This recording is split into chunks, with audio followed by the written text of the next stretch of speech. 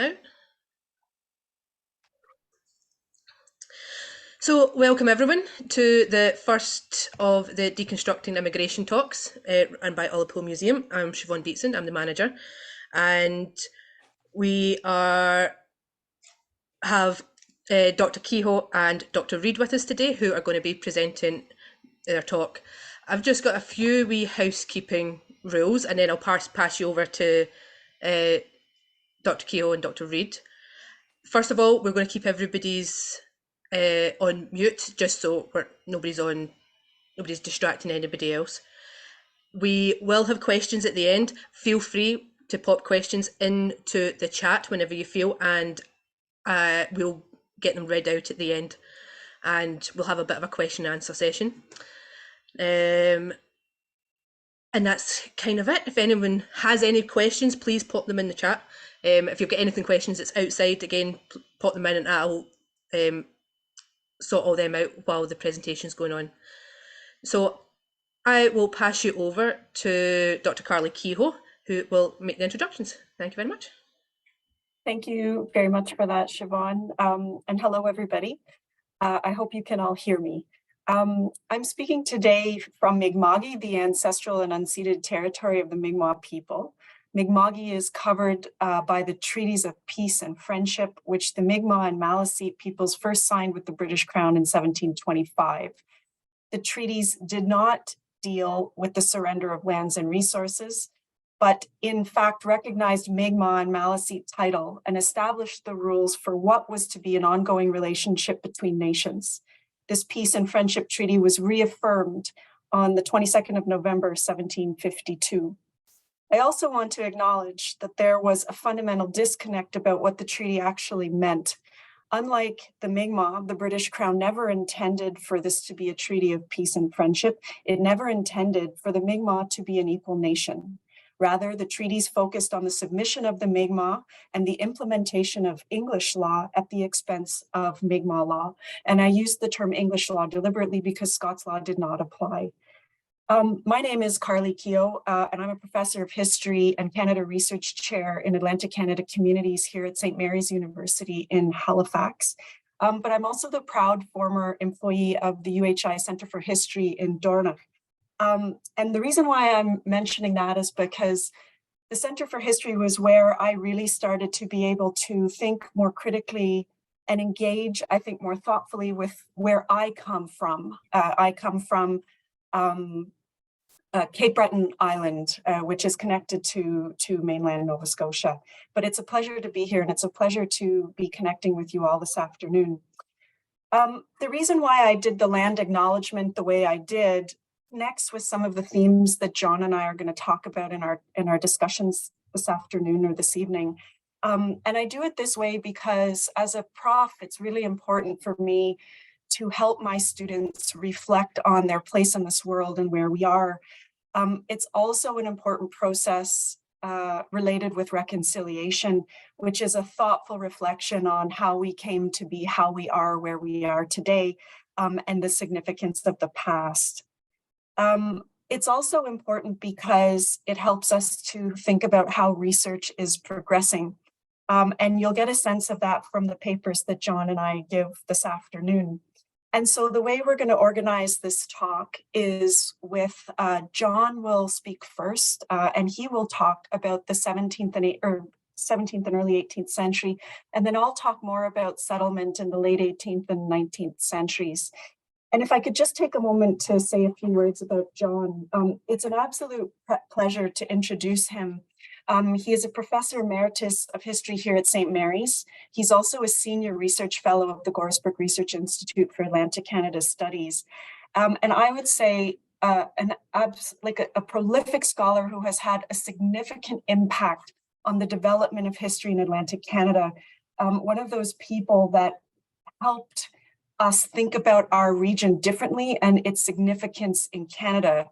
That was a really important development over the past few decades, and John was a leader in that. He is also a proud fan of Scottish football. So if you want a good conversation, I would advise you to get in touch with John. But it's my pleasure to introduce him today. And John, I'm going to pass it over to you, and you can upload your slides. Thank you. Right.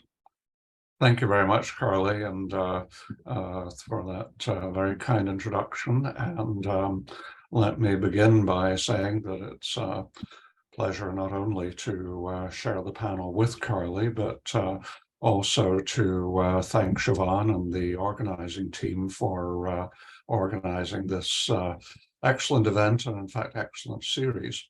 And I might say that it's a particular pleasure for me to visit Ullapool, even though it is on this occasion a visit by virtual means, by the miracles of Zoom. I'm slightly embarrassed to say that my very first visit to Ullapool was in 1958, and perhaps even slightly more embarrassed to say that I was old enough then that I have a very clear recollection of the occasion. But actually my most recent visit was 10 or 11 years ago, and my family and I at that time went to the Argyle Hotel to have a drink at the bar there, and we found to our surprise that the band that was playing on that evening to a packed house was actually from New Glasgow, Nova Scotia, which people may know is part of Pictou County. So that brought home to us that the connection lives on, the one that this series is discussing. So with those few remarks, I will now share my screen.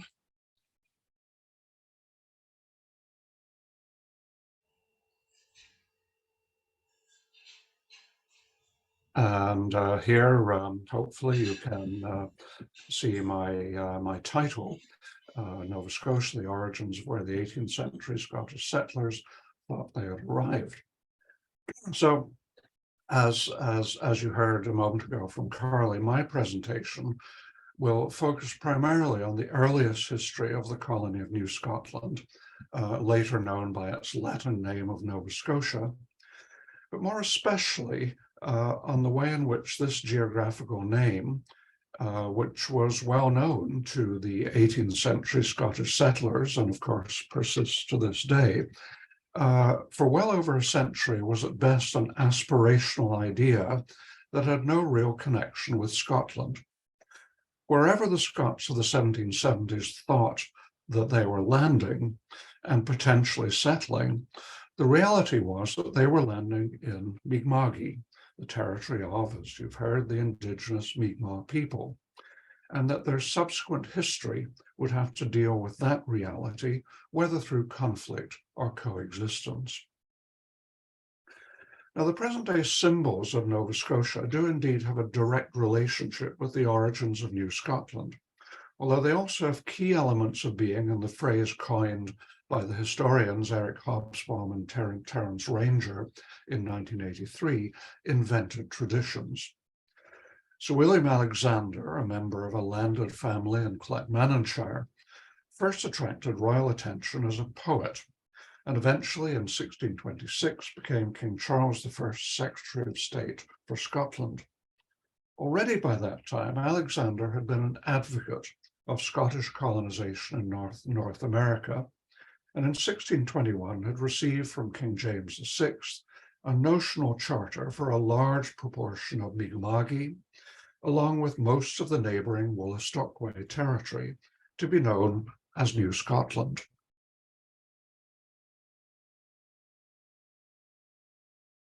The coat of arms granted by the Scots Crown in 1625 is still the official coat of arms of Nova Scotia today, and both the provincial flag, the reverse saltire with the lion rampant shield superimposed, and the provincial motto, tendentious as it is, the one defends, the other conquers, and to be read in relation to the egregiously stereotyped Indigenous figure, are derived from it. Alexander declared in 1624 that, quote, "My countrymen expected that as there was a new France, a new Spain, and a New England, that they might likewise have a New Scotland," After a number of unsuccessful attempts, in 1629, Alexander's son, also Sir William Alexander, led an expedition that established two tiny settlements in Mi'kmaq. One, on Cape Breton Island, lasted only a few weeks before it was destroyed by a French raider. The other, at Port Royal in what is now the Nova Scotia mainland, persisted for some 3.5 years before the territory was returned to France, again in notional European terms, in the Treaty of Saint-Germain-en-Laye of 1632. These timeframes, of course, contrasted with the many thousands of years during which Mi'kmaq had existed. Now, much of what we know about the Port Royal group comes from a senior member of the expedition, Richard Guthrie. We don't know much about Guthrie's personal background, but in August 1629, he completed a long and descriptive letter that he signed as from, and here I quote, Charles Fort in Port Royal in New Scotland. Thus, he imagined himself to be in a place known as New Scotland. If he had asked why he did so, he would likely have responded by mentioning Alexander's charter, perhaps along with an honorific order of knights baronetcies created by the Scots Crown in 1624, and a map of notional dimensions and place names published by Alexander in the same year. Now you can see the map there on the screen, and I don't know how well you can actually see the smaller print. You can see New Scotland there, which adjoins New England and which includes, as I mentioned, much of Mi'kmaq and pretty much all of the Woolastook territory. You might be able to see that there are rivers, there's one river entitled the River Forth, in reality the Miramichi River, and further south west from there, the River Clyde, which in fact was and is the Woolastook River. So that was, in colonial terms, a very influential and indicative map of what was perceived as the colony of New Scotland. Now, all of this rested ultimately on fiction rather than reality.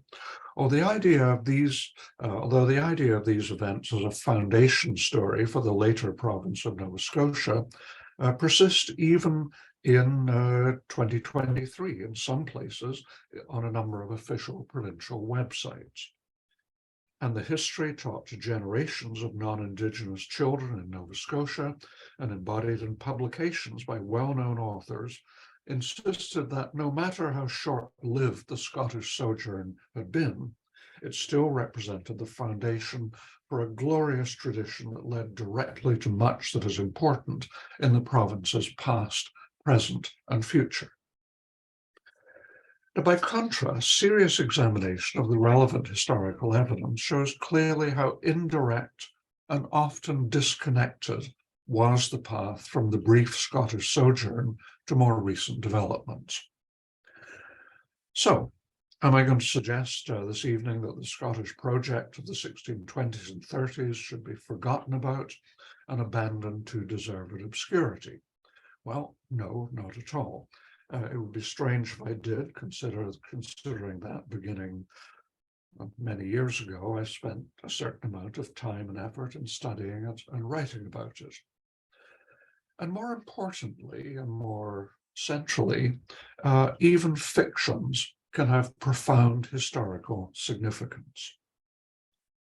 So my suggestion is that an important starting point as we think about Nova Scotia as a site for Scottish settlement, and notably as we deconstruct in this series the story of later migration, that an important starting point is to assess the Scottish sojourn of 1629 to 1632 for the significance that it carried in its day.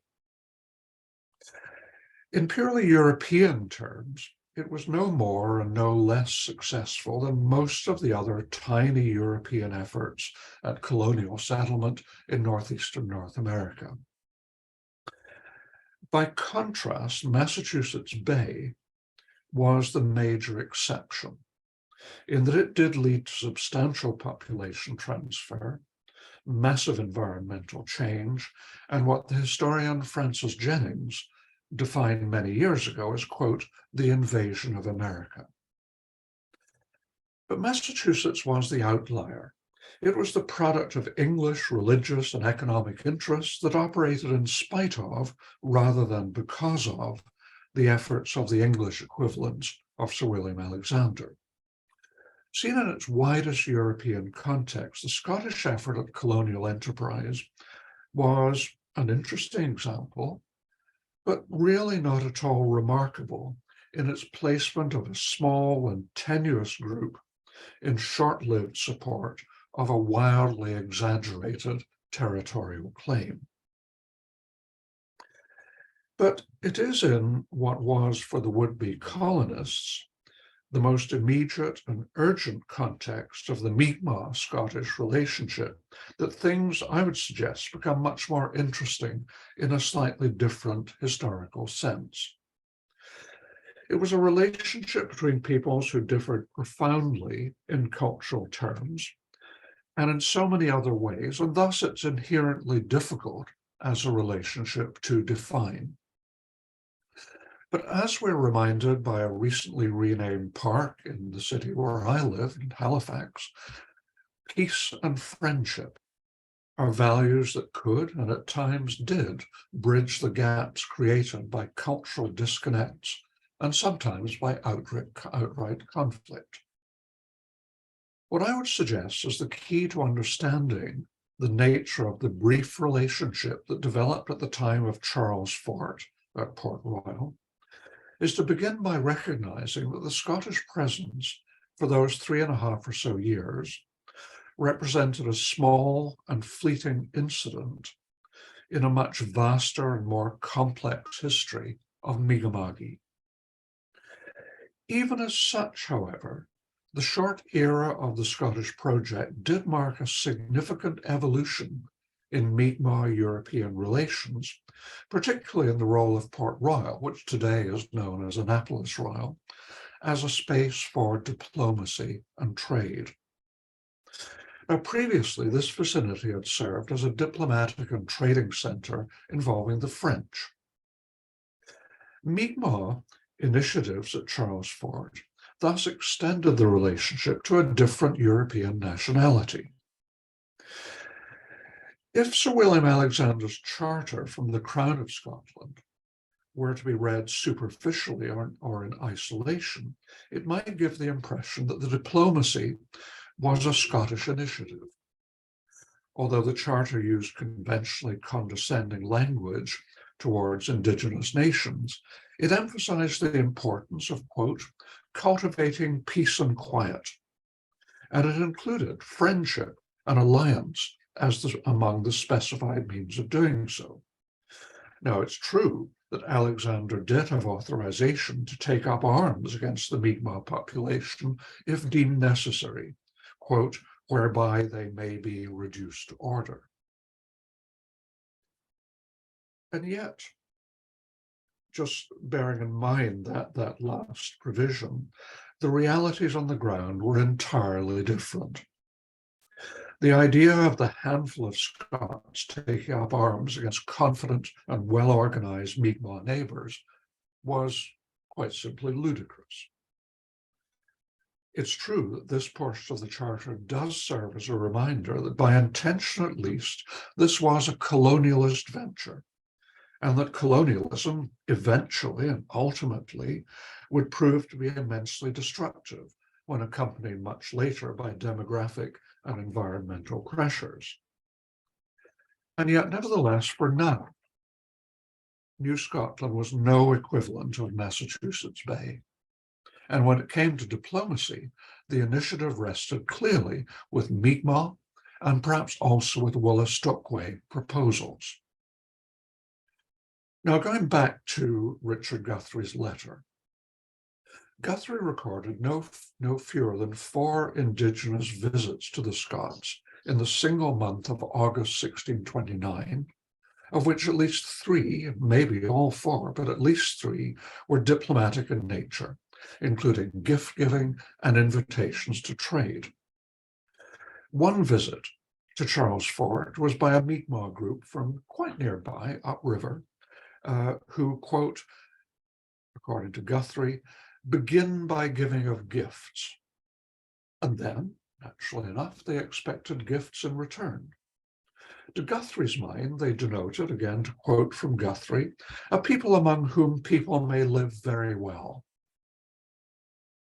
Larger and more formal, as described by Guthrie, and also indicated by the presence of children among the group, was the group that arrived from the other side of the bay, 4 days later bringing beaver and moose pelts, and accompanying the giving of a gift by posing a crucial question, specifically, again, as interpreted by Guthrie, quote, asking us if we were a friend. Now, in the early formation of Mi'kmaq relationships with European sojourners and also with more permanent residents a little later on, namely French Acadians, diplomatic overtures would repeatedly be characterized by, whether implicitly or explicitly, requiring an answer to exactly this question. Accordingly, Mi'kmaq outreach continued to follow each temporary resolution of the many inter-imperial disputes at Port Royal and Annapolis Royal, up to and including the aftermath of the British capture of the fort in 1710, with the offer, the Mi'kmaq offer that is, of diplomacy, trade, peace, and friendship. But going back now to 1630, correspondingly in early 1630, a leading Mi'kmaq family met in London with King Charles I of Scotland and England, where the Mi'kmaq side of the naming of a diplomat who we only know by the name of Seagypt, naming Seagypt as an ambassador to undertake the journey, the Mi'kmaq side of how that happened is unclear. And while Alexander undoubtedly had his own reasons for urging that the visit should be regarded, unlikely as it seems, as representing in some sense a submission to the crown, nevertheless, a royal order to the governor of Plymouth in late 1629 described the emissary as, quote, one of the commanders of Canada. An English observer even used the terminology of, quote, the King, Queen, and young Prince of New Scotland, and made an important comment in noting that while the family group was honorably entertained, quote, they took all in good part, but for thanks or acknowledgement made no sign or expression at all. Now, perhaps the observer, the Reverend Joseph Mead, had expected the visitors to be overwhelmed with admiration at what they found on their visit to England. But such was evidently not the case. Rather, they were composed and, well, diplomatic. What the exchanges of 1629 to 1630 did illustrate was the continuity by which Mi'kmaq initiatives sure-footedly offered diplomatic contacts and trade to the sojourners of successive European origins. Thus, while the Scottish presence at Charles Fort was no more in itself than a minor incident in one small area of Mi'kma'ki, it illustrated the processes and again the continuity that would underpin the later peace and friendship treaties from 1725 to 1779. Yet even though the Scottish Charter of 1621 was an imperial act that was intended to launch a form of colonialism, Scottish participation effectively ended for the time being with the withdrawal of the colonists following the 1632 treaty. Why then did the migrants on the Hector, many years later, like Richard Guthrie, but all these years later, imagine themselves to be landing in Nova Scotia? The answer has very little to do with Scotland, but everything to do with two other factors. the extension of English imperial ambitions to this part of northeastern North America, and the persistence of a convenient geographical descriptor among English fishers based in Massachusetts. In effect, however, New Scotland effectively disappeared. A few years ago, I participated in a conference in Philadelphia on the theme of what was called lost colonies, defined as, quote, failed colonial enterprises anywhere around the globe, in which the team of presenters showed clearly that colonial failure was just as much in the mainstream of European attempts at imperial expansion, or perhaps even more so, than was the relative success of those colonial efforts that actually attained an established presence in Indigenous territory. So New Scotland was not an outlier in that regard. But it was unusual in that the name survived and ultimately came to accommodate later versions of Nova Scotia that had no direct connection with the earlier Scottish venture. Now, following the Treaty of Saint-Germain in 1632, the prevailing European claim to Mi'kmaq was that of France, in the form of the colony of Acadie, which did bring colonists, but in numbers that were small and peripheral to Indigenous centrality. In 1654, however, a small English naval force, originally deployed to attack the Dutch colony of New Netherland, but made redundant by the ending of the First Anglo-Dutch War, decided instead to attack the French in Acadie and captured the three main French forts there, including the fort at Port Royal. The interregnum government of England under Oliver Cromwell then refused to return these areas to France, and instead resurrected a version of the old claim to Nova Scotia. The English governor, Sir Thomas Temple, thenceforth for a few years governed this shadow of a colony from Boston and acted in effect as an agent for Massachusetts merchant interests in the fur trade and the fisheries.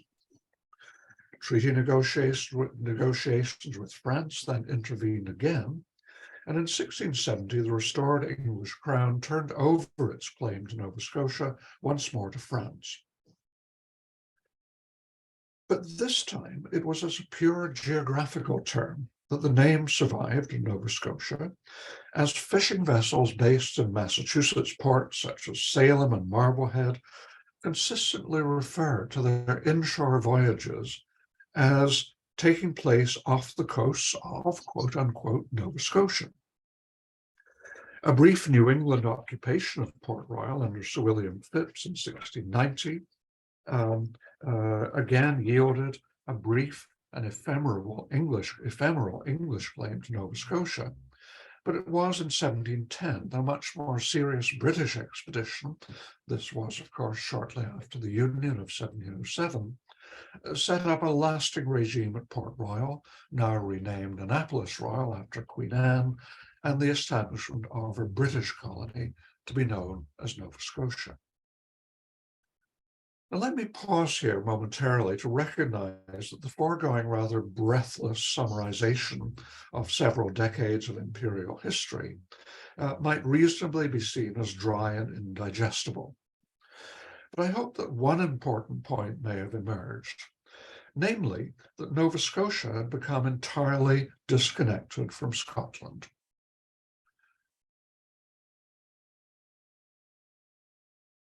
Now, the PowerPoint seems to have, here we go, that even though Charles Fort had been established briefly in 1629 to 1632, and this is actually a modern photograph of the, you can see the monument that actually commemorates the site of Charles Fort, that by the time the 1710 conquest took place, that Nova Scotia had become quite disconnected from that older New Scotland. Well, actually, in 1710, that was not quite true. As Samuel Vetch, a leading planner of the 1710 expedition and the first governor of the new Nova Scotia for the first 3 years, actually had been born Samuel Veitch in Edinburgh, son of the prominent Covenanting minister William Veitch. But as regards Nova Scotia, one Scot did not a Scottish colony make. While there were a few other Scots who in the tiny colonial population predated the Hector settlers, such as those in Halifax, who in 1761 formed a small, quote, Scottish Guild of Merchants, it remained true that there was nothing very Scottish about Nova Scotia.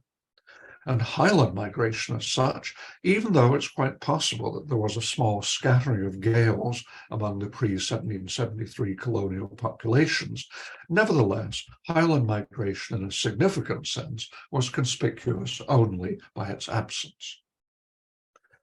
But the overwhelming reality that did persist was that this remained Mi'kmaq. It does so, of course, to this day. But since the 1780s, and especially after 1815, Mi'kmaq communities have had to cope with a vast and destructive influx of settler populations. All through most of the 18th century, however, the newcomers were peripheral to Indigenous societies. It's true that French Acadians from about 1720 were numerically larger than the population level of their Indigenous neighbours, and that even after the British expulsion of the Acadians in the 1750s, a new wave of colonists from New England did quickly take their place. But the human geography was such that the colonists occupied small coastal spaces, and their impingement on Indigenous territory, while not inconsequential, especially in Halifax, remained limited. It did remain true that imperial claims were largely fictional. And we have plenty of instances, even in the British documentation, of Mi'kmaq spokespeople who confidently asserted Indigenous primacy and carried this principle into their interactions with imperial treaty negotiators and office holders. Not for nothing did Mi'kmaq leaders in 1749 greet the unauthorized establishment of Halifax by declaring that, here I quote, "I came out of this earth like a blade of grass. This place is my land, I swear it. It is God who has given me this land to be my homeland forever." Militarily, all of this meant, according to the later Nova Scotia governor, Lord William Campbell, in 1768, that Mi'kmaq forces were fully capable, even if in small numbers, of expelling all colonial settlement outside of Halifax. Now, in practice, the treaty relationship, and notably the treaties of 1760 and 61, largely held the line against outright military conflict, and the onset of widespread and intensive colonial settlement in the 1780s profoundly disrupted Mi'kmaq society in multiple respects. And yet, right up until the ending of the Napoleonic Wars in 1815, the potential British military vulnerability to Indigenous forces was necessarily part of the calculations of any competent imperial governor of Nova Scotia.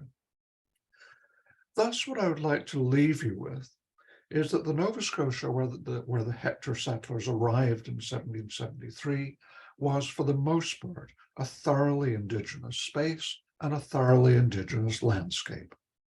Despite the derivation of the name from New Scotland, even in the colonized areas that existed in peripheral locations, it had not had any concentrated Scottish presence since the evacuation of 102 Scottish settlers, we don't have exact numbers, from Port Royal in 1632. The Hector was not, in reality, landing in a Scottish space, but in Mi'kmaq. And that is a fundamental characteristic, I suggest to you, that has to underpin all of our historical analysis, not just in terms of Indigenous history as such, but also in our most basic understanding of the history of the Scots and of Scottish migration in Nova Scotia. Thank you very much.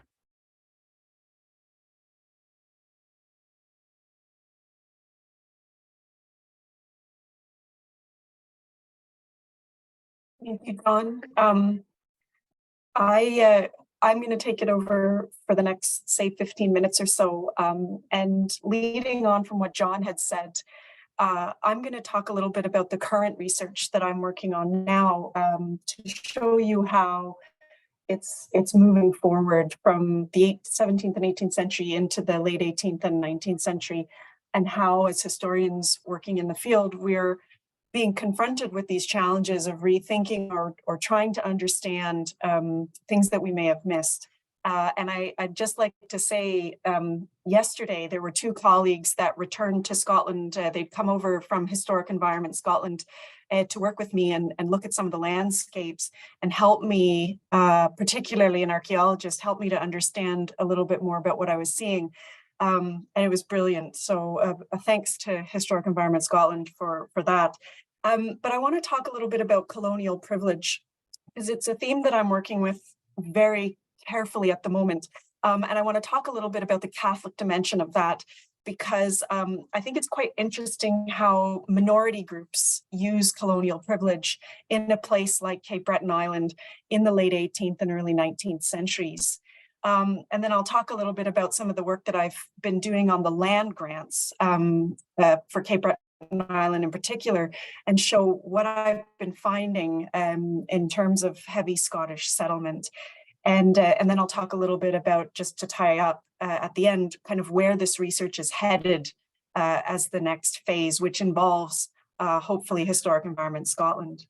So when I talk about colonial privilege, I think it's a concept that I've been working with to advance and provoke broader reflections upon the significant advantages inherent in the white European settler experience. It recognizes a fundamental imbalance between settlers and the Indigenous peoples they encountered in colonial settings, regardless of the settlers' socioeconomic or religious backgrounds. I've been focused on the type of colonial privilege that existed in the Atlantic fringe, in the type of colony like Cape Breton Island. And Cape Breton Island was a fringe colony in the Atlantic, where a lot of Scottish Catholics who were members of a minority and prescribed church in the United Kingdom, many of you in the UK will know this, where they acquired and exercised an unprecedented degree of privilege, far beyond anything that they could have hoped for had they remained in Scotland. And it mattered very little that the religious composition of Cape Breton became majority Catholic, or that many of its power brokers were, in one reading of history, displaced Catholics from the Scottish Highlands. Now, there were also Irish Catholics there. There were Acadians who identified mostly as Catholic, and also Mi'kmaq people.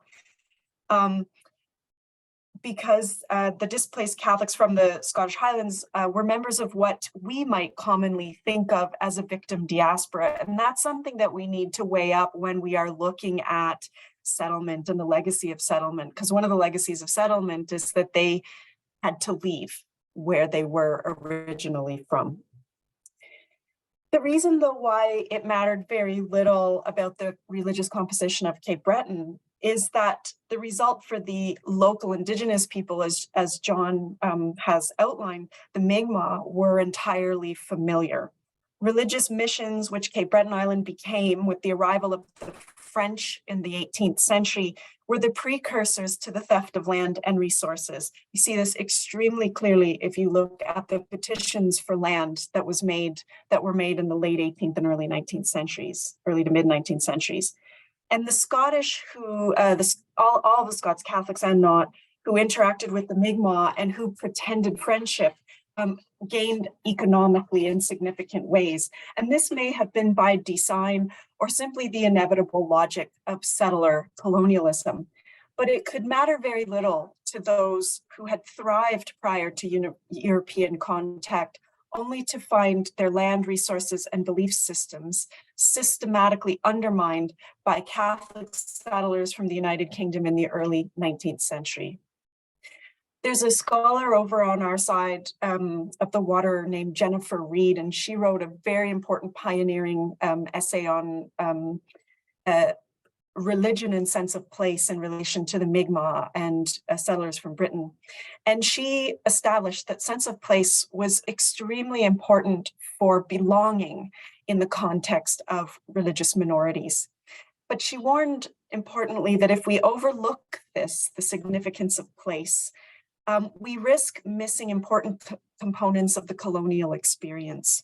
And I would add that this affects how we understand, and for me, how I teach about colonial constituencies. In this respect, Cape Breton Island offers some specific insights because it was unique in several ways. And just quickly, on Cape Breton, Catholics actually emerged as a majority population. And I'd mentioned that there were a range of Catholic peoples there, Irish, Acadian, Mi'kmaq, some English, but the vast majority were Highlanders. Catholics who were on Cape Breton Island could acquire and did acquire land in their own names. And this was in contrast to neighboring Prince Edward Island, which also had a large Catholic population, where the replication of the landlord system was in full force, and where regular folk, found it trickier to access land in their own names. And a third thing that made Cape Breton unique was that the normal civil society structures of exclusion for Catholics were almost entirely absent. So in the late 18th, early to mid 19th century, there was no strong established Presbyterian church or corresponding parish school system or a dominating Protestant gentry. The population was too diverse.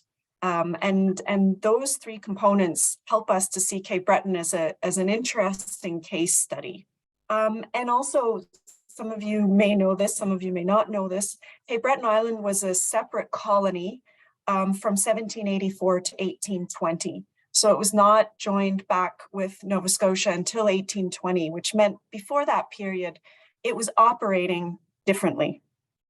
And I think that this in itself gives us the opportunity to interrogate how Scottish Catholics articulated a sense of place in what I call, anyway, the Atlantic fringe. And I want to explore this a little bit today briefly by highlighting the proliferation of Scottish Catholic settlement and how settlers activated their colonial influence as Britons. They acquired and used that term. And if you go through graveyards, which we did a lot of them over the past few days, you will see North Britain written on an awful lot of headstones. But they acquired and used that title when it was going to be of benefit to them. This, of course, was at the expense of the Mi'kmaq people who had been the original occupiers of Mi'kma'ki. So Cape Breton Island, known by the French as Ile Royale and Unama'ki by the Mi'kmaq, Cape Breton had long been a colonial space of Catholic entanglement. Beginning with the arrival of the French missionaries in the 18th century, the migration of Scottish Highland Catholics more than a century later helped to extend that church's footprint in major ways. Despite Cape Breton Island being a relatively poor colony, and many of you will be familiar with the work of Jim Hunter, he's noted this, it appealed to those folks because it offered an escape from the prescriptions and endemic discriminations that they had faced in Scotland. And colonies like Cape Breton, I would offer, functioned as a vital outlet for their ambitions that included language preservation, religious freedom, land acquisition, and greater prosperity in general. While these benefits emboldened them, binding them tightly to Britain's imperial enterprise, because they did exploit that imperial enterprise, it meant that they became participants in replicating the colonial violence that they themselves had endured at the hands of landlords back home. And in this respect, we're connected with the transference of intergenerational poverty to the Mi'kmaq people. And I would suggest, when you think about it this way, this is how you see colonial privilege in action. Now, the raw numbers of settlers on Cape Breton Island tell a story of colonization that came relatively late in the context of broader North American settlement.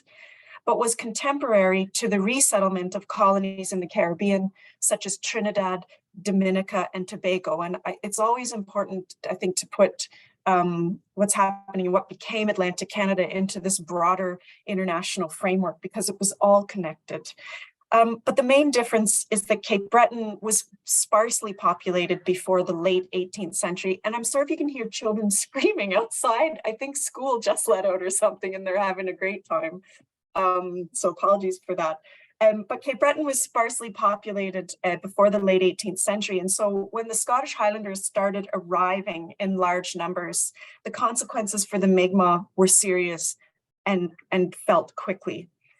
A lot of the work that I've been doing has focused on southeastern Cape Breton Island in what is today Richmond County. I'm actually from Inverness County on the opposite side of the island. My family comes from Richmond County though. And it was very easy to see when you look at the land grants that the Mi'kmaq were encircled by land-hungry settlers within a few decades. More than 30,000 Highlanders arrived between 1815 and 1838 alone. I think that's probably a low estimate. So how did this happen? How did they start to acquire land?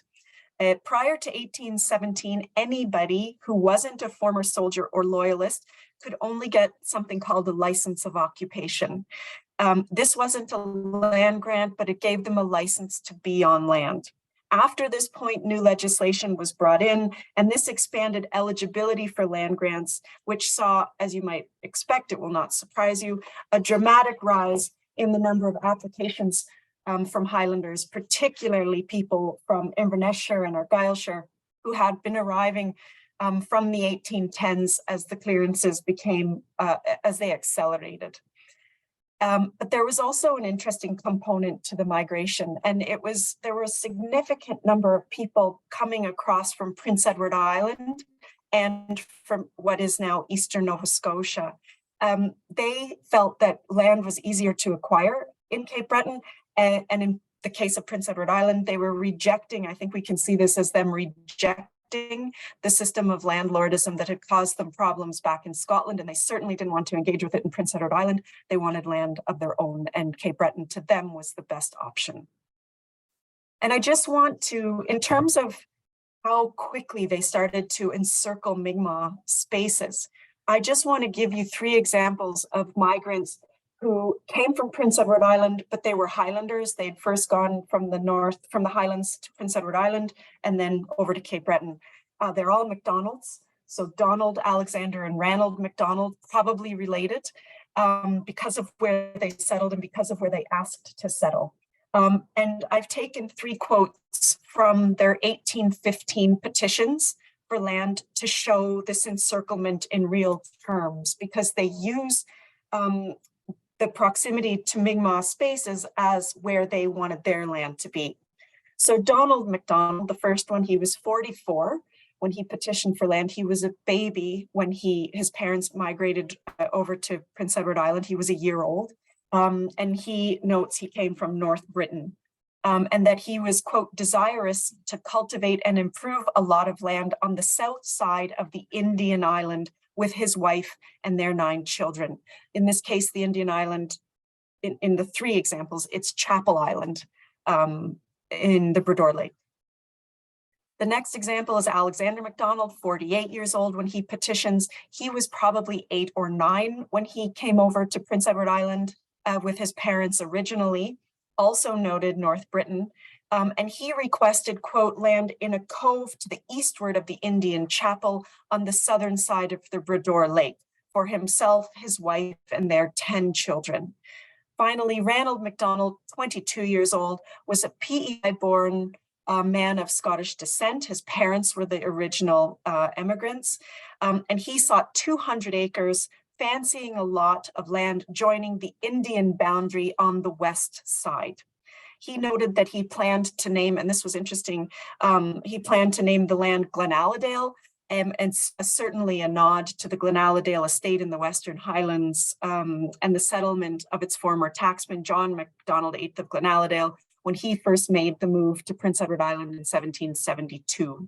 This was the first, and the 1772 migration was the first mass organized Catholic settlement in North America. I think very important as well. The reason we know that these three people were petitioners, were Catholics, is because on their petitions, they had to say that they swore or intended to swear the oath of allegiance to the crown, because again, Catholics weren't trusted. The presence of these families and what would quickly become thousands of other settlers reveals something of the pressures that was facing local colonial administrators.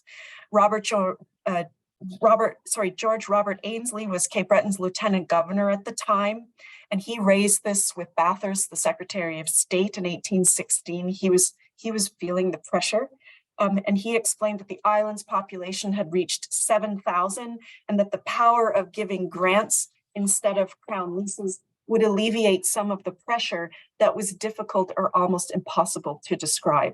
Now, I've flagged land petitions, but as the century progresses, the majority of Scots are actually, they're squatters. So they're on land that has not been granted to them. And many of them are very aware that the land that they're on was in use by the Mi'kmaq and they didn't care. And even people that were petitioning for land legally, in many cases, you will find statements such as, we know this land is in use by the Mi'kmaq, but it should be turned over to us. And what we see happening is that if it isn't turned over to them, they take it anyway.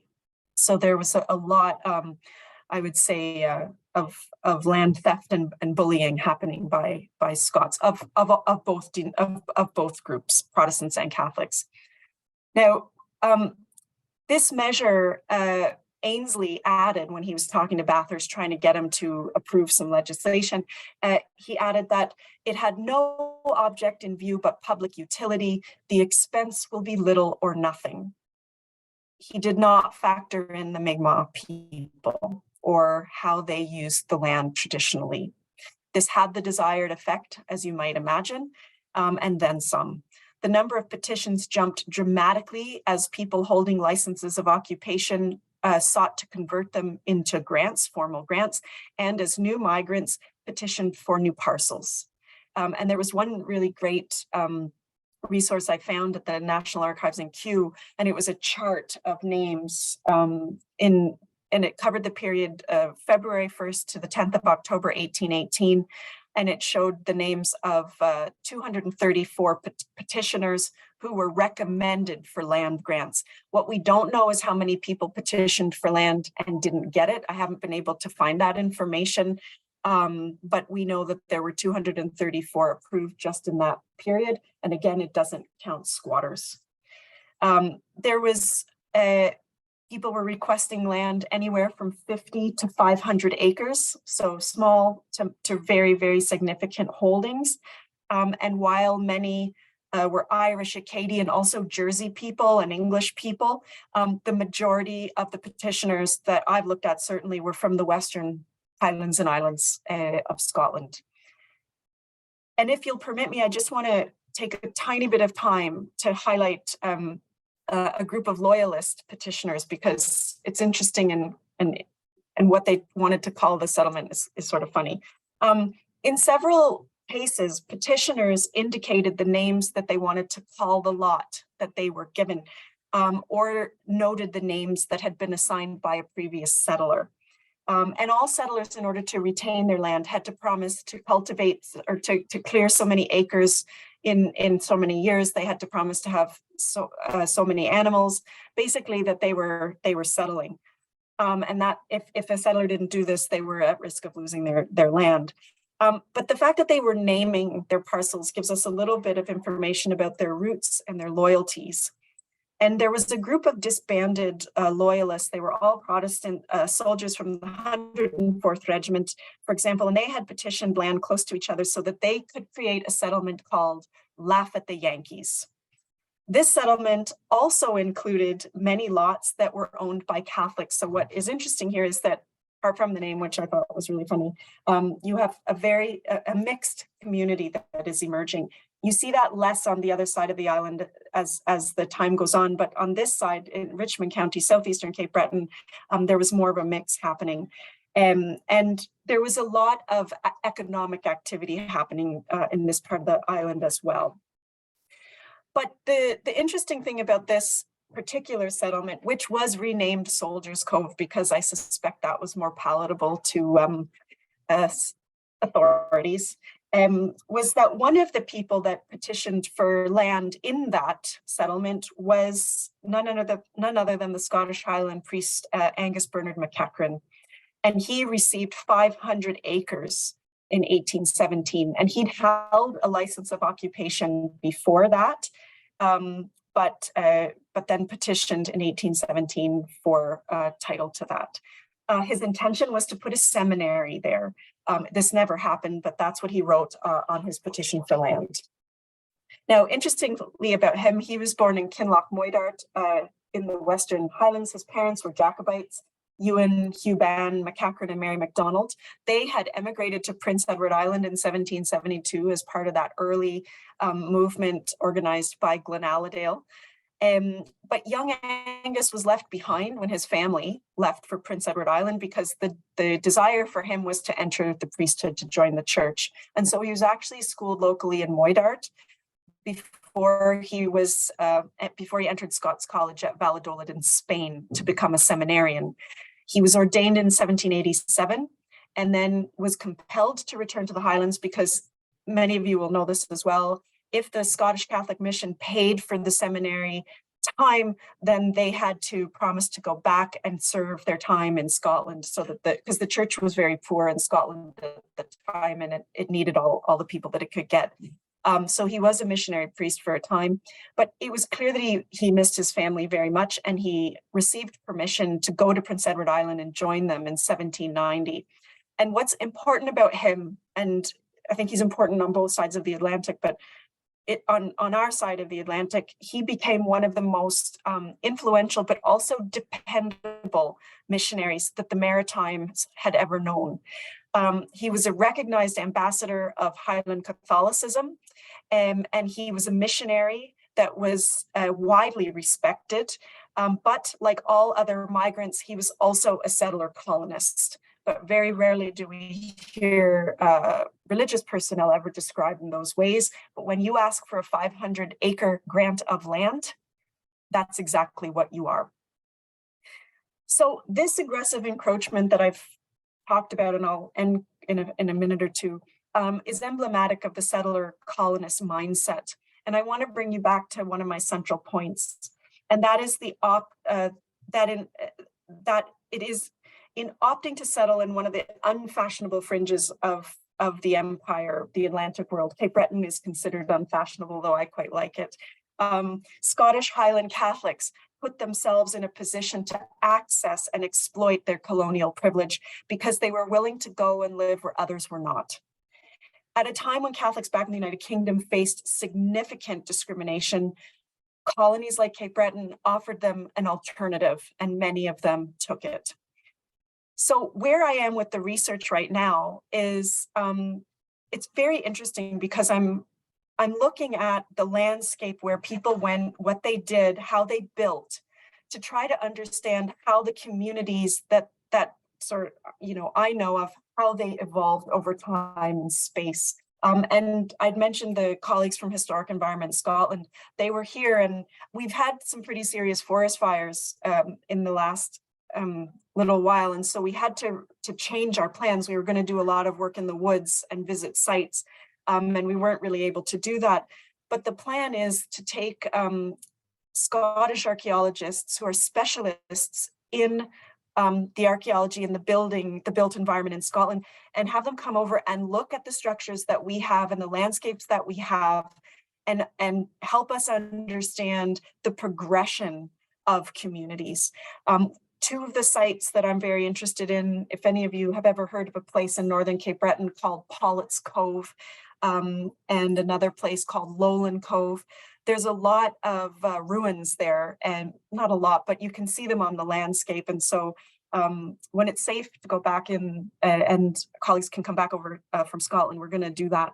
But this is ongoing research, and I think we are trying very hard to be sensitive to the theme of colonialism, and also to understanding how we look for new source material that might help us expand our understanding, such as what the Mi'kmaq people are prepared to share. So I'm going to stop there because I know that I've talked a lot, and I just want to thank you all for your attention and for the invitation to join you today. Over to you, Siobhan. Thank you very much to both of you. What we will do is, because there's so many people in the room, what I would quite like is if you've got any questions, if you could please put the hand up icon, and that would be the easiest way to identify anybody who might have any questions, or alternatively pop them into the chat and I can read them out. If they're for either Carly or John specifically, then let us know. But that was amazing. Thank you very, very much. While we're waiting on questions coming through, I would like to put your attention a little bit.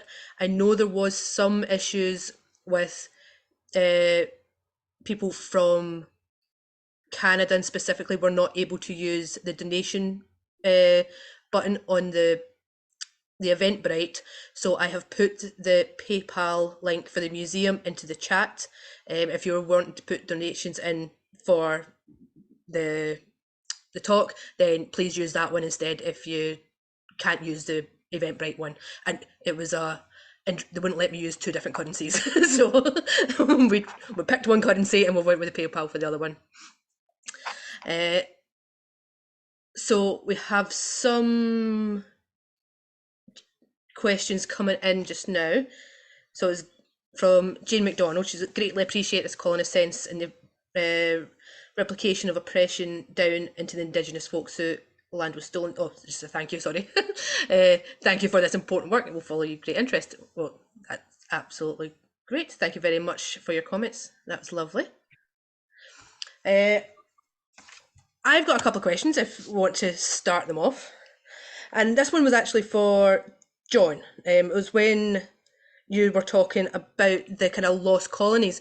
It would be really interesting to find where your opinion of whether Nova Scotia in the early settlement is then technically classed as another failed Scottish colony, similar to the Darien project. And what would your does it come under that bracket, or is it a separate thing entirely? Well, I mean, I think there's probably two answers to that, and it's a really important question. And actually, just before getting to the two answers, there is somewhat of an interconnection in that Samuel Vetch was also quite prominent in the Darien venture, and then subsequently lived in New York and became involved in the Nova Scotia conquest. So there is that connection there. The colony of New Scotland in 1629 to 1632, or from 1621, if you want to date it from Alexander's charter, there's no question that it's a much smaller kind of venture. So in that sense, there's a great difference, because the Darien venture was one that obviously had very great financial significance, among other also political significance. Whereas Alexander's venture was very much really a project of Alexander and later the Alexander family. Not to say it was confined to them, but it really did not have the kind of massive financial implications that the Darien venture did. On the other hand, I suppose where you could analytically make a connection is that Scotland was a small country in Europe.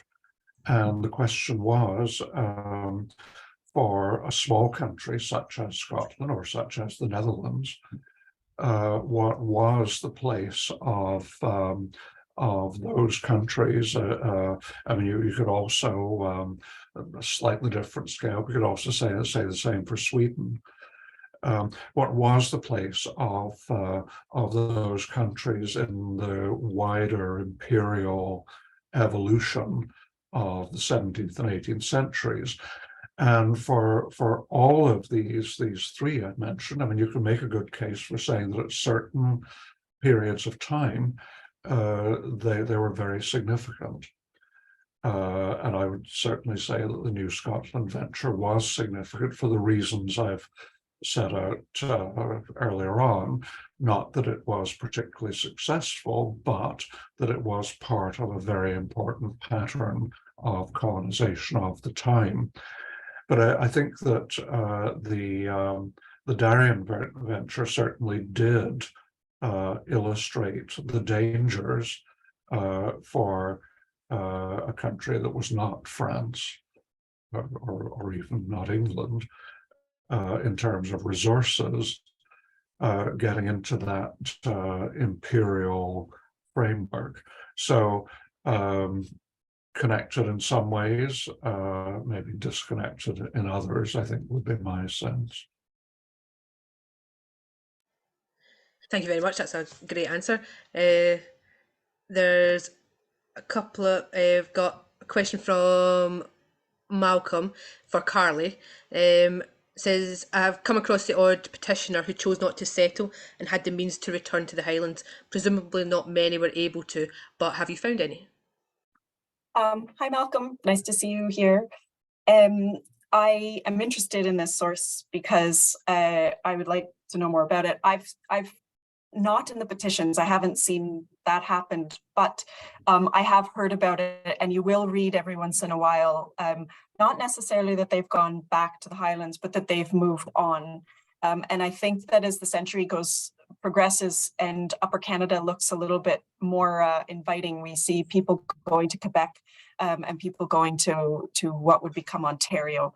But I'll keep my eyes open, and Malcolm, if you're comfortable sharing that, I'd love to see it. And there was another question. Yes, there are still Mi'kmaq in the region, throughout the region. Oh, right. The hand up from Shona. Shonich. Do you want to unmute yourself and ask a question? Hi there. Sorry, I forgot I was on mute. It's sort of an observation more than a question, I guess. I'm nowhere near an expert in any of this, but thinking about the colonizations of the sort of 1600s, it strikes me it's a deliberate James VI policy. You've got the colonization of Ulster, you've got the attempt over in New Scotland, but there's also the attempt to colonize the island of Lewis with what were called the Fife Adventurers. So I'm seeing parallels between these three different, these three different locations, but with the sort of common theme of James VI colonization policy. So I think we also have to bear in mind that it was after the Union of the Crowns, and it was James VI kind of policy, I'm guessing. Yeah, I mean, that's that I think is a really important and really accurate observation. I mean, to some degree, the Protestant colonization vis-a-vis particularly Ireland was a carryover in an English context from the Elizabethan era, but in the context of James VI, absolutely. And I think it is very much connected with the Union of the Crowns, which James VI clearly wanted to see as something more far-reaching than it technically was, and more far-reaching than it would become for another century or so, in the sense that it was important in terms of James VI's vision of the Union of the Crowns, that Scotland and England should both be involved in colonizing activities, And there's no question that in Ireland and on the Isle of Lewis and more further afield in the Atlantic world, that I think it certainly is possible to see these in a broadly connected kind of context in terms of the Union of the Crowns.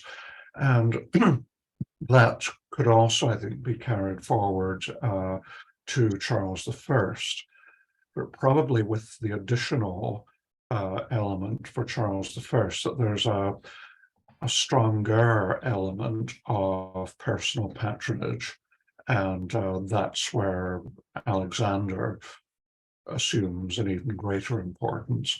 So there is a continuity between the two reigns, but I think there's also a greater sort of personal significance to Alexander and the Alexander family, and Alexander's promotion to being Secretary of State for Scotland shortly after the accession of Charles I, that also contributes to that more general importance of colonization. So all by way of saying that I think that observation is really important.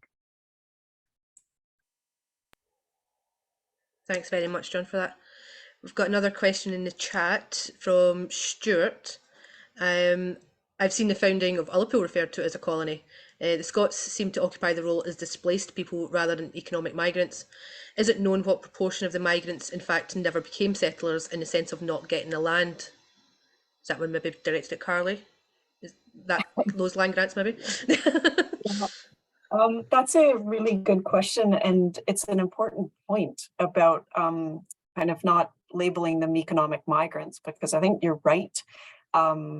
I think that's changing though, and when you start to apply a term like colonial privilege, you're seeing that they're accessing something that others aren't able to.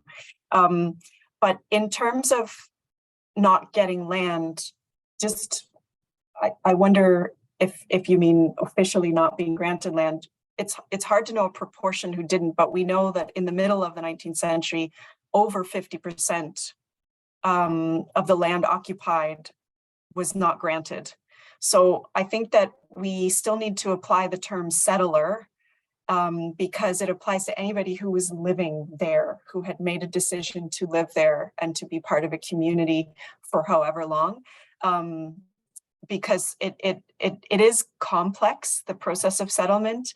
And there are a lot of documents that show how in the 1850s, the Nova Scotia government is actively trying to get people to, like, they're basically saying, we know that you are a squatter. Look, we will turn this over to you. Let's just get you on the books. Let's just legalize everything. But one of the, I think, influences of trauma that had been experienced, and this is a real thing, you know, people were displaced, people did have to leave, some chose to, and others didn't. But in some of the places where they settled, the squatters settled, it was hard to reach places. They were well off the beaten track. They were not easy to get to. They were not easy to find. And so it makes me wonder what had happened to them and their families and their lives through their stories that made them go to places that was pretty much off limits. And there are records of how the squatters are described, and they're an intimidating bunch. They, you know, people don't really want to go and bug them because they might react a certain way. And so that's something that we need to factor in. But just because somebody didn't get a legal title to land doesn't mean they weren't settlers. So that's the best answer I can give, but I'll keep you posted. John, I don't know. Yeah, maybe I could just add a couple of points to what Carly has said. I mean, one is that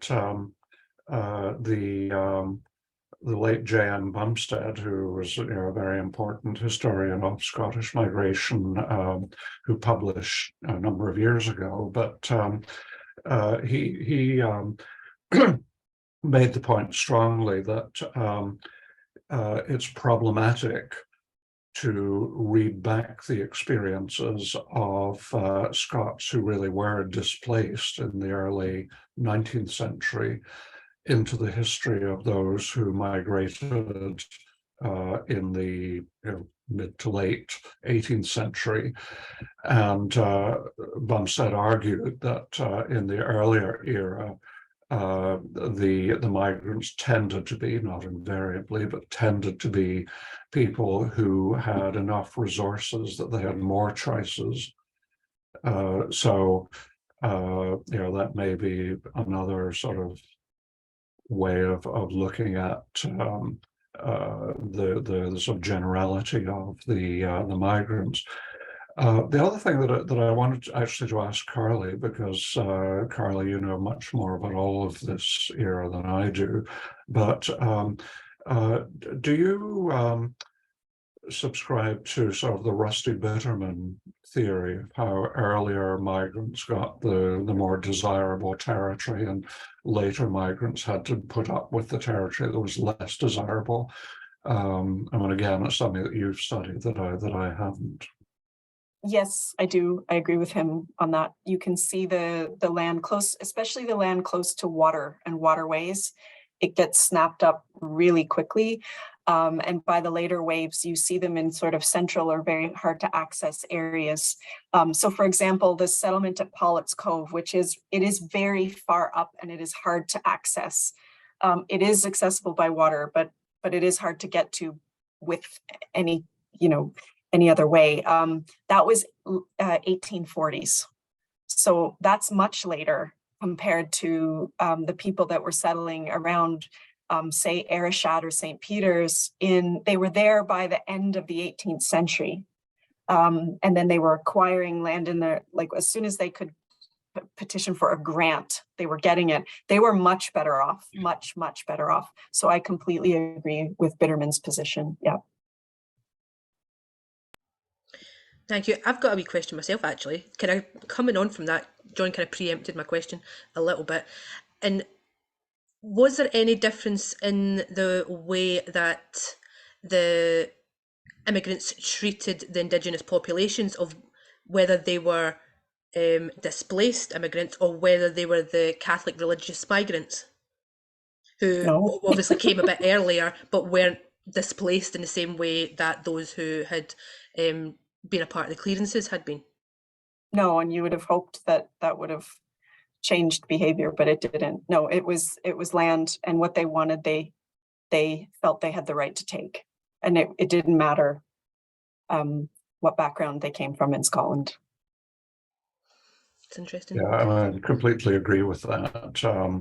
The only thing that did provide a disincentive was simply power relationships. And while there's a lot of conflicting evidence about the very earliest Scottish Mi'kmaq relationships in Pictou and thereabouts, nevertheless, it's very clear that where you had a very small colonial population that's kind of on the edge of Mi'kma'ki, that there's much more possibility to restrain that kind of behavior. But as you get a larger settler population, as the settler population begins to create environmental change, which becomes enormous over time, then there's nothing to restrain that behavior. And so it comes to prevail.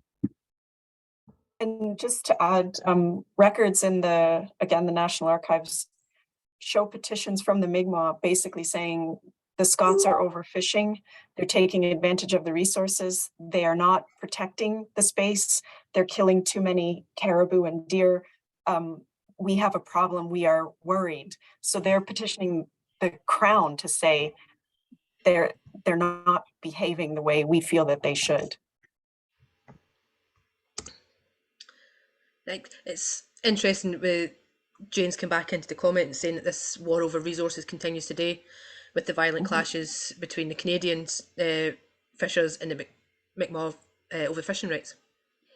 And just, John and I both know her, but a Mi'kmaq member of our board, a woman named Rosalie Francis. She's just published a chapter on the Mi'kmaq, the legal case between the fishers, Mi'kmaq fishers, and their moderate livelihood fishery. And we're going to put that up on Twitter. So if anybody wants to read it, it's just hot off the press today. I got the note for it. So it is a live issue and people are working on it. John, I'll send it to you as well. Yeah. It's going to be great to read that important piece by Rosalie. And really, I mean, the comment by Jane is absolutely right. And you know, at the time of the Donald Marshall Jr. Supreme Court decision in 1999, I think you know, people held out hope that this really was going to, in some sense, resolve disputes. And of course, it became very quickly apparent that it had not done so, and that you know, these issues do continue very, very significantly, and they, I mean, to some degree, they involve what's known legally as Aboriginal rights, but essentially they do concern treaty rights. So that it's just another illustration of how the peace and friendship treaties that Carly mentioned at the very beginning, and that I mentioned peripherally, the treaties still remain absolutely central to any kind of legal resolution of the kinds of issues that we're dealing with this evening. That's really interesting. That's another interesting question that's just came in from Jane again, saying, was there a police force in these settlements during the times that we're discussing? Or some semblance of a police force, even if it's not called that? Citizen rules, community policing, keep people in line, the way it happens. Yeah, very much so.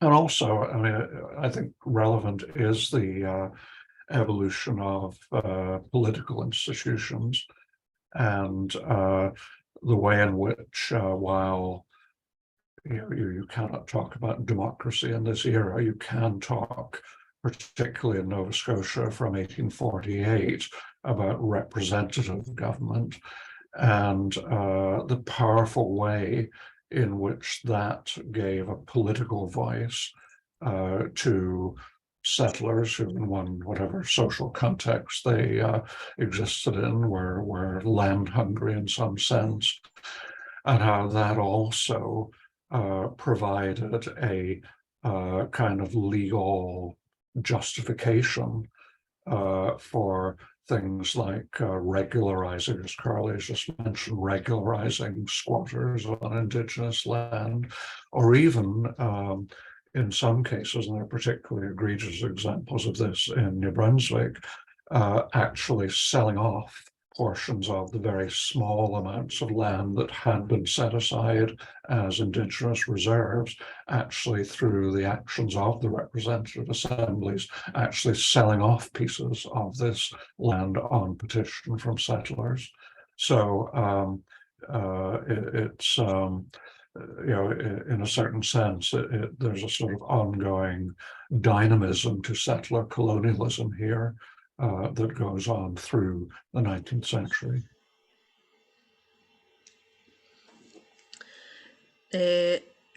Another question in from Malcolm. In the Highlands in the early 19th century, people appealed to the landlords and the managers to force their neighbours to behave. Who could they appeal to in the Maritimes? I think the same people. Well, no, like there's local, you know, in any community, there are people that have authority in the community. It might be the minister, it might be a particular farmer who is big. You know, how do our communities stay in place and in order now? Sometimes they don't, and sometimes they do. So, Malcolm, you're giving me good questions to think about. Thanks. Yeah. Well, and what's interesting is the number of appeals directly to the Crown letters that would be translated by scribes and sent as petitions to the monarch. And none of them, to the best of my knowledge, had any effect. But what it does show again is the continuing consciousness of the treaties in the Mi'kmaq community, where much of the knowledge of the treaties was oral, because that was the prevailing form of record keeping in Mi'kmaq communities, but where also you would have certain leading families who actually would have and pass on from generation to generation paper copies of the treaties from the 18th century. Now, to be sure, the oral record would be considered, in the Indigenous community to be the more authoritative record, but the documentation was kept. And in fact, in the 1960s, for example, a leading Mi'kmaq person, Alec Denny, who later became Grand Captain of the Mi'kmaq Nation, actually took 18th century copies of the treaties to a lawyer in Sydney, Nova Scotia. The lawyer responded that the treaties were totally useless, which did not prove to be the case, thanks to the Supreme Court decisions. But again, I think demonstrates that disconnect. Again, to come back to the point that Carly made, where the imperial government really did not intend for the treaties to be seriously enforced in the way that we're discussing here, and yet in the Indigenous community, this ability to appeal directly to the monarch was something that does come up time and time again.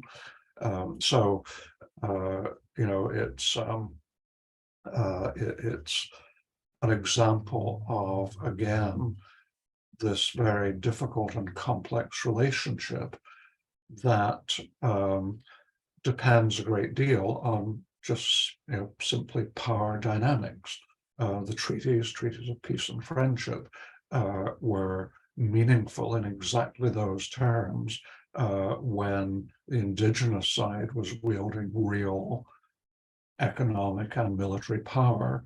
But as settlement undermined the Indigenous economy, changed the environment, led to demographic decline, then the power dynamic shifted. So, I think that's an important context. That's great. We've just got 2 more questions and we'll maybe wrap it up there, so we're in danger of going over the recommended time. Another one from Jane about what was the slavery element in the time of settlement? So I've done some work on this actually, and this is where, so before I came back to Canada, I did a lot of work on the connections between the Highlands and enslavement. And then when I came to Canada, one of the things I wanted to understand was whether or not money from the Caribbean owned by Scots there somehow came north. And it did in trade. There was a huge north-south trade dimension, which my family, who were Irish, in fact, benefited from significantly. But what I was able to look at was the settlement that I talked about, the 1772 settlement in Prince Edward Island by the Glenaladale John MacDonald. And he was broke in the Highlands. He wanted this emigration scheme to work. He ended up selling his Glenfinnan and Glenaladale, the estates, to his cousin, who was nicknamed Golden Sandy. And Golden Sandy was called that because he'd made a fortune in Jamaica. So when that estate was sold, it enabled the survival of the settlement in Prince Edward Island, which then spread through the region. That's one example, right? I think this is a massive part of the story that we need more research on, and we need to be very thoughtful about how we actually look at all of the links, because those are like the north-south trade is very easy. But then I was looking at a shop, just a merchant's log in Mabu, in Inverness County from 1819. And it also had all of the trade items that people were coming in with. So it was beef, butter, milk, fish, all the usual stuff that they were producing here. And then what they were exchanging it for: rum, sugar, tea, things that were out in the empire, also things that were in the Caribbean. This is before the abolition of enslavement. It's after the abolition of the slave trade, but when enslavement was still very much happening throughout the Caribbean. And then you can see that these tiny communities were completely dependent upon the north-south trade. And they weren't running the boats, but they were relying on the products, and then they were providing products for that trade. So when you start to unpack it, it's massive. And it's the same in Newfoundland when you look at the trade there. I think the most popular drink still in Newfoundland is black rum. Now, they don't produce it themselves. It comes from the Caribbean. These are all legacies of that connection. So slavery, enslavement is a massive component of this. It's very similar to issues we're dealing with when, through our own issues with slavery and just Loch Broom by itself, is that it doesn't seem to be a huge amount of slave owners as there is in the East Coast, but we are absolutely in the middle of this salt herring trade that's been shipped down to the Caribbean for food for the enslaved people down there. So it's about having this intangible connection that people don't generally necessarily think of, and it's interesting just to see how far the kind of web of that goes without you really noticing. It's an interesting subject. Last question from Eric. Did the Gaelic language survive long in general use? So I remember hearing it as a kid when we were getting yelled at by my friends' grandparents. So that's when it would come out. But I do remember hearing it. But it was dying, and it wasn't in like across the majority. But the old people knew it. Some people my parents' age, so maybe they're now in their late 60s. They knew it, but it wasn't. It was declining significantly. It is not like a huge Gaelic culture of language, but there are an awful lot of new learners that are taking up the language, and people who come from like Gaelic backgrounds or Scottish Highland families. A lot of like my friends, they started taking it in schools if it was offered, or they would try to learn it, almost to reclaim or gather some of their past. But the thing that there's a guy, he was at Edinburgh, Stuart Dunmore.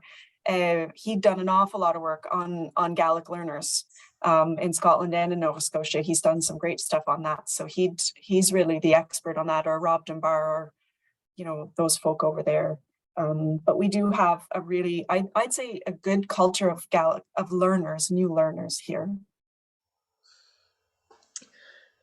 Thank you very There much. are probably people on this call who know way more about it than I do. I remember learning words I probably shouldn't have learned as a kid. I did something wrong. I'm learning through my children who are in Gaelic medium, and my Gaelic is at 8-year-old level probably. Thank you very much. Before we wrap up entirely, we've talked about it a little bit throughout this talk, but our next talk in 2 weeks' time, on the 22nd, is going to be much more focused on Mi'kmaq culture. We will be joined by Dr. Roger Lewis from the Nova Scotia Museum, the Museum of Nova Scotia, who is the Mi'kmaq curator, as well as Dr. Michael Vance, who is also an academic on the subject.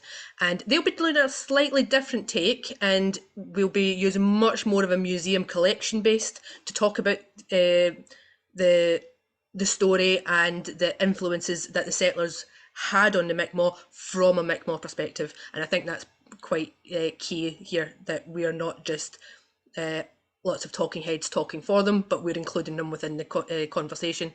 So in 2 weeks' time, if you're wanting to have a look at these objects that Roger's going to bring and show us all online, then please go and register for the next one. And then there'll be one at the end of July, unless you're actually going to be in Ullapool on the 8th of July, then you can come to the one in person that we will be having in the museum. If not, there'll be a last panel discussion in the 27th of July. I need to double check that. Not doing a very good host job. 27th of July. So I would like to say thank you very, very much to everybody coming. We've had a great turnout. It's been really, really nice to see so many people engaged in the talk. Thank you very much to John and Carly for giving up their time to come and talk to us from the other side of the world. And we would be really, really keen to, I would quite like that court document thing you were talking about. That would be quite interesting. And I will definitely be keeping in touch with your research on the archaeology you were looking at over there. That was something that's really interesting for me. So and we'll maybe share some of that on our own social medias if it comes out. So again, thank you very much from all of us at Ullapool, and we wish you all the best for your future research. Thank you. Take care, everybody. Thanks Thank for you. that. Thank you. Bye.